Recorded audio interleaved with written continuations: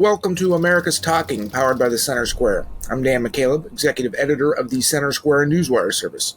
After 43 days, enough Democratic U.S. senators joined Republicans to vote to end the federal government shutdown. Joining me to discuss this is the Center Square's congressional reporter, Therese Boudreau. Therese, it was a long 43 days for government workers, for air travelers, for those who receive SNAP benefits, and many more. Tell us how this shutdown finally came to an end. Well, it came to an end with only Democrats getting nominal concessions, I would say, which I think everybody kind of expected because that's generally how shutdowns work. The party that refuses to give in the Senate refuses to give enough votes for a funding bill to go through, causing a shutdown. Historically, they've never really gotten their demands. The government has just shut down, and a lot of people have experienced pain, and then it reopens, and there's either nothing that changed or nominal concessions. So the concessions, the deal that happened, so it was Tuesday night, and the Republican appropriators came back. And so they came back with a new CR, a new funding stopgap, because the old one, the government shutdown lasted for 6 weeks, at that point. And so the old one, it wouldn't give them enough time to finish the regular appropriations process. So they slapped a new date on it, said, okay, we have the CR and it'll keep government funding on cruise control after we pass it until January 30th. And then we're also going to throw in the minibus that the chamber already passed. And so that's basically 3 out of the 12 full year funding bills, appropriations bills. That funds like military and veterans affairs, FDA, Department of Agriculture, which includes the SNAP program, and the legislative branch. So they say, look, we have something that will open up the government and keep it open to give us more time to finish the remaining 9 appropriations bills. And to get 8 Democratic senators on board, those were the votes they needed because one Republican, Rand Paul, voted no. They said, we will promise you a vote, not guarantee an outcome, but we'll promise you a vote on the subsidies, the enhanced Obamacare premium tax credits that were going to expire, or that are going to expire most likely in December. And they said, we will reverse the mass layoffs that the Trump administration did during the shutdown, which were legally dubious anyway. And that was their offer. And so 8 Democratic senators took it. I should say 8 senators in the Democratic caucus. 5 joined the 3 who had already been at that point voting with Republicans to end the shutdown. And then they passed it over to the House. And the House passed it, and 6 Democrats helped pass it in the House as well. Although since there's no filibuster in the House, they wouldn't have needed to. Republicans could have just passed it on their own. But yeah, so that happened Wednesday, and the government reopened, and here we are.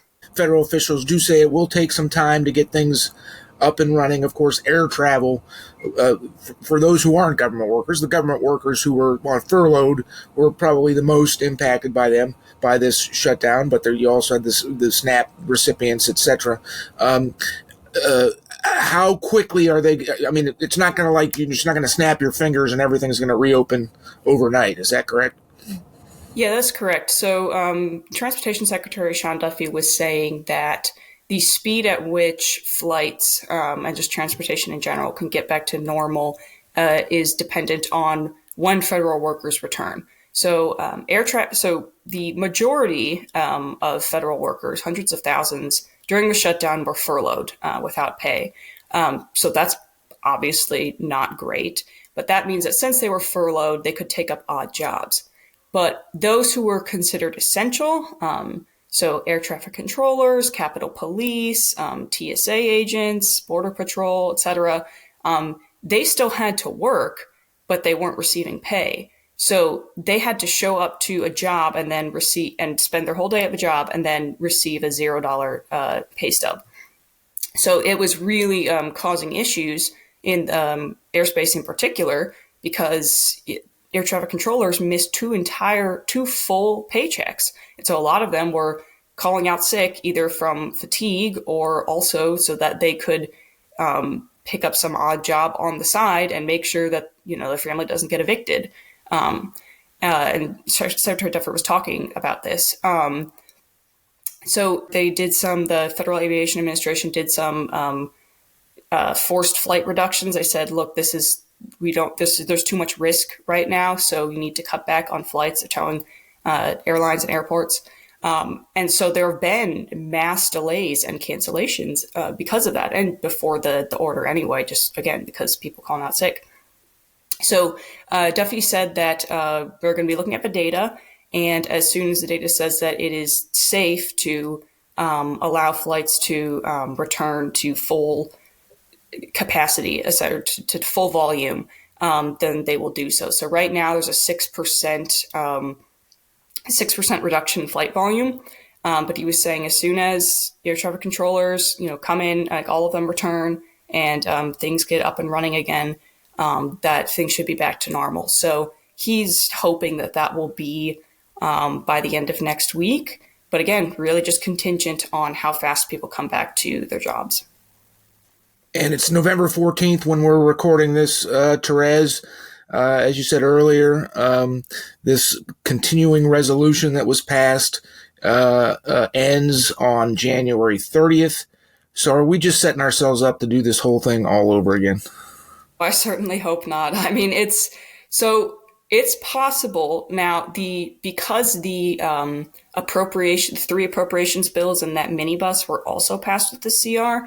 That means that if the government shuts down again, if they don't finish the remaining 9 appropriations bills, or they have a CR, a continuing resolution that's again filibustered, it would be a partial government shutdown because the agencies dealing with the Veterans Affairs, the military construction, rural development, FDA, agriculture, and legislative branch, those would be unaffected. So that means that if the government shuts down again, for instance, people would still, unlike in this shutdown when SNAP was jeopardized and people weren't getting food stamps, people will in the next one because that's been fully funded for the year. There's also a lot of federal workers, including TSA and agents on air traffic controllers, I believe, who are covered under those bills, essentially. That we also wouldn't be seeing that happen. So there'd probably be less pain in that shutdown, I guess I would say, but clearly the no shutdown is good, and we're hoping that doesn't happen, that lawmakers actually come together and finish the remaining government funding bills and finally just get all of this behind us. Therese, thank you for explaining this for our listeners and for joining us today. Listeners can keep up with this story and more at thecentersquare.com.